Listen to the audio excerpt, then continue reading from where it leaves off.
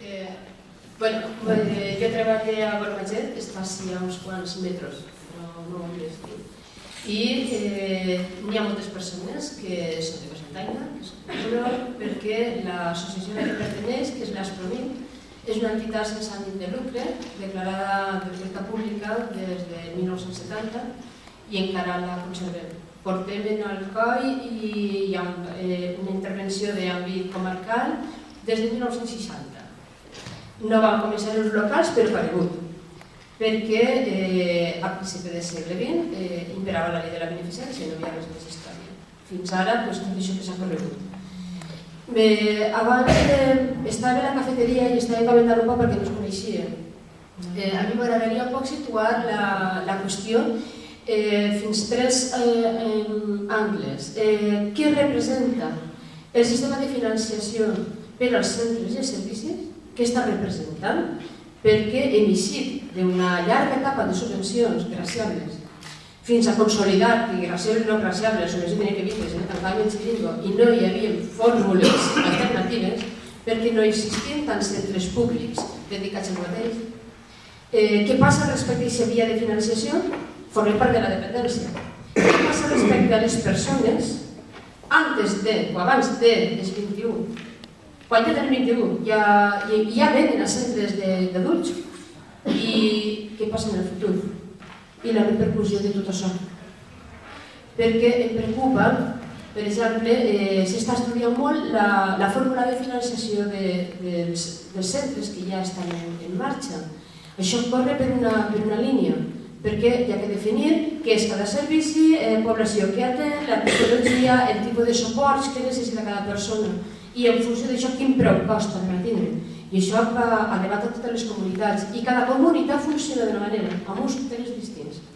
Donen gràcies que estem a la valenciana, n'hi ha de pitjors, també és de veres. Després, hi ha una problemàtica molt immediata, que és tot el que motiva que ho investiguem així, és la implantació d'un sistema de copagament perquè suposa per la dependència que efectivament té que haver una forma de que la persona participi en el cost del servici al que està atenent-se, o al que està rebent l'atenció.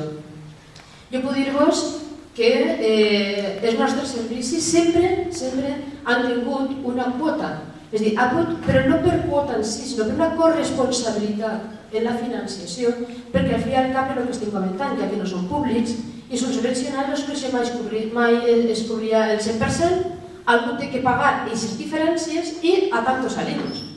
Però era equitativa, tots pagaven el mateix.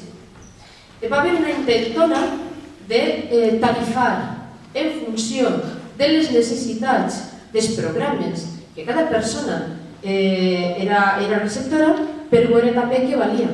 Això va ser una aberració final que nos va tornar mig locos perquè dius, no, perdona, es que això no es, entra usted por esta puerta, le doy 2 horas y se sale y viene el siguiente. No traiem d'aquesta manera. Va ser prou aberrant, menys mal que no va passar avant. Però sí que veus que havia una intentona de tarifar, és a dir, d'alguna manera tenim que arribar a saber què valen estos servicis. Per què? Perquè no totes les persones necessiten el mateix. Inclús la ràtio, és a dir, que cada professional pugui atendre a un número determinat de persones, també repercuteix en el preu i evidentment. Em preocupa, ja que en aquest cas nostre, al COI, Gormaget, i d'àmbit comarcal i ara ja provincial des de la residència, ja que tenim una quota, era igual, la mateixa per a tots, vingueren d'on vingueren, necessitaven el que necessitaven, no hi havia discriminacions internes. Em preocupa quan apareix el tema del copago i comencem a parlar ja de quina manera s'aplica en funció de la capacitat econòmica del beneficiari. Em preocupa perquè la Comunitat Valenciana, per exemple, aplica l'IPREM, hauria pogut agarrar un altre indicador més elevat, ja haguem visitat menys. I no em preocupa això, em preocupa que em doni compte que com s'aplica en funció de la capacitat econòmica de cada persona i estava en funció de les rentes de la faena, en el cas que estigui treballant, o de les pensions, del capital, si tenen dipòsits, plazos fijos, això també compta. les rentes si tinc una vivenda, no vivenda, i la tinc arrendada. És que estic parlant d'adults, no estic parlant de xiquets, estic parlant d'adults, que possiblement no tenen pares ja. I això em preocupava. Em preocupava que no és igual tindre una discapacitat que em permet entre els 65 i els 75 tindre una prestació familiar per fill a càrrec i a tot cas és compatible en l'orfandat i en funció d'esta la quota de copago menys o quota zero. Curiosament, si necessita ajuda de persona cobre més, paga més.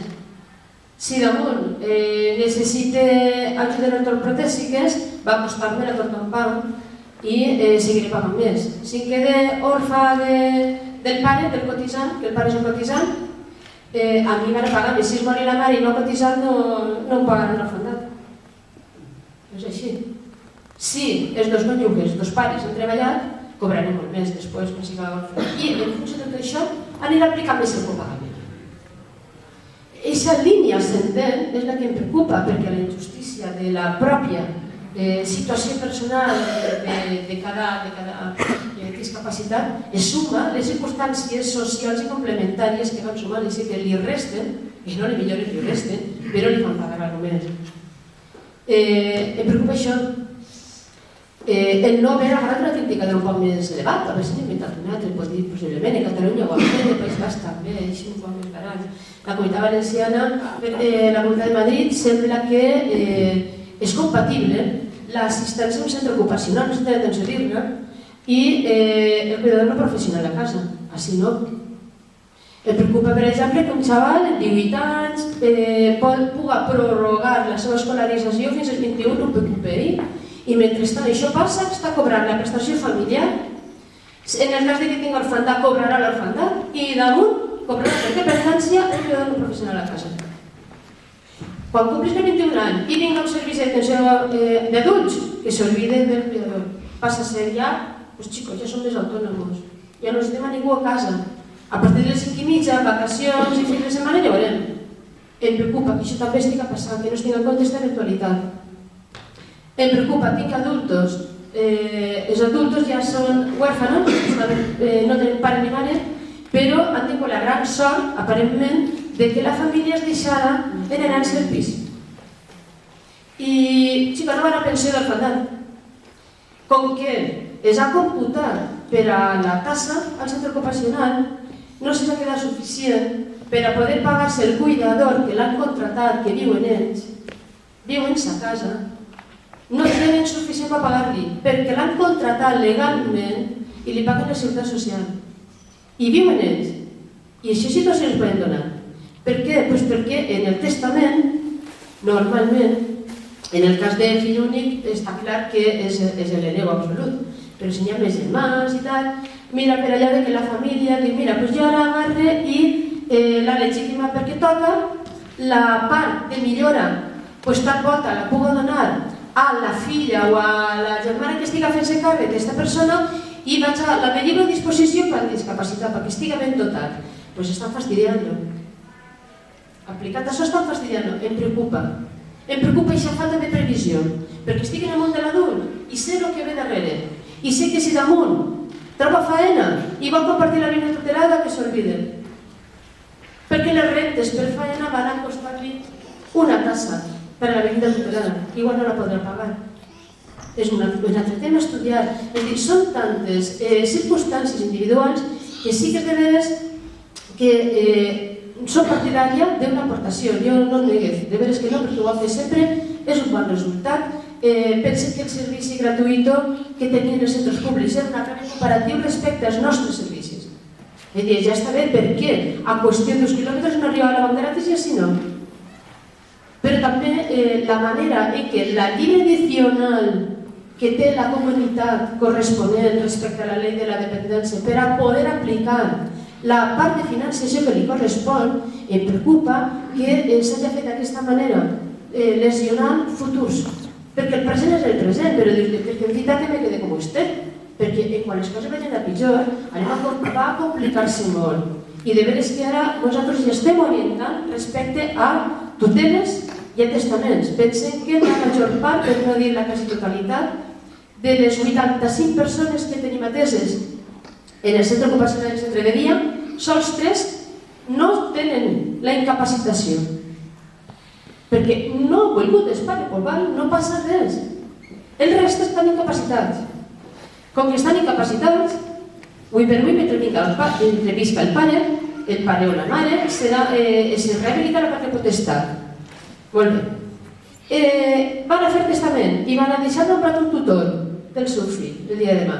I a poder ser que testen també en el seu nom que hi ha aquesta incapacitat, per si en cas contrari, possiblement els béns a l'hora del seu falleiximent, si no ho deixés indicat i no hi ha germans, vagin a quedar-se en el limbo eterno de Hacienda.